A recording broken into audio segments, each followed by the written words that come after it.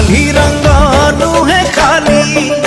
जानिछंती गोटी सुंदर कथाटे सिंदूर सिंथिरे काहींकी दिया जाई थाए काहींकी ना ब्रह्म ज्योतिर्मय आउ ता ज्योतिर रंग हेउछि लाल आउ एहा एथिपाई शुभ होइथाए काहींकी ना नारीर सिंथि ब्रह्मरंध्रर ठीक ओपरे रही थाए।